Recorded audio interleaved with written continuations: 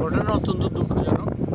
আজকে যে ছেলেটি মারা গেছে সুই ক্লাবের সেক্রেটারি, তো আজকে আমরা ওখানে রাস্তার মধ্যে তৃষ্ণার্ত লোকদের যে জল এবং শরবত তরমুজ ওই অ্যারেঞ্জমেন্ট করেছিল, আমাকে যেতে বলেছিল, আমি সেখানে।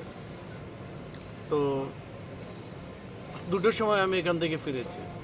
আমাকে যখন ওই সন্ধ্যার দিকে আরেকজন ফোন করলো বললো, তখন শুনলাম যে তাকে গুলি করা হয়েছে এবং রাস্তাতেই ডেড বডি ছিল।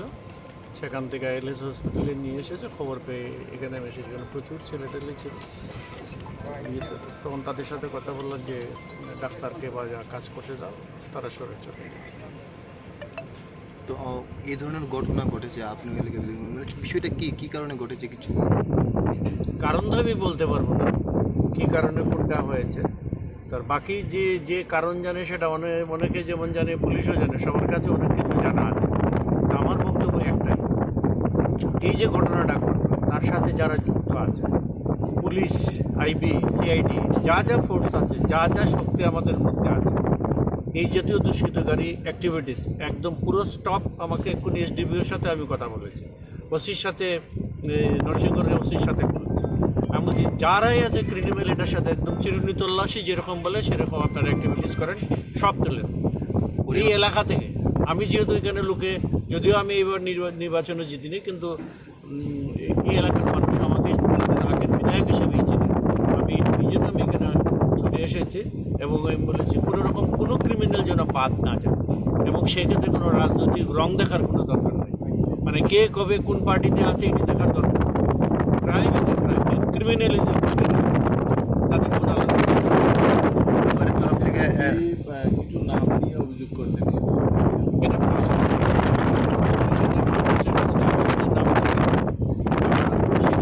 তার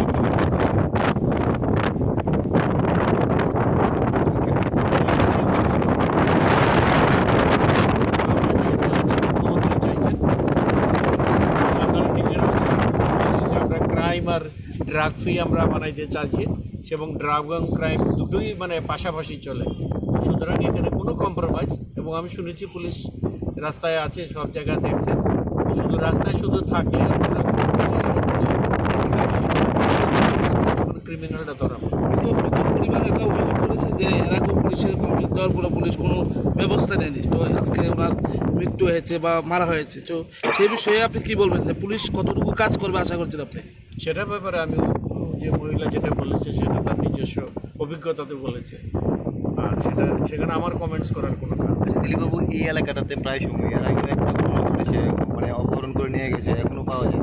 এবং এখন এই ঘটনা, এর আগে আরেকটা গুলির ঘটনা, কেন আমি বলবো বারবার সবটি পুলিশ যেন একসাথে লিঙ্ক যদি করতে হয় তাহলে লিঙ্ক করুক, যে যেটার সাথে যুক্ত আছে তাদেরকে অবশ্যই পুলিশ ধরুক, এবং আমি চাই যে আমাদের পুলিশ যেন সেখানে সফল হয়।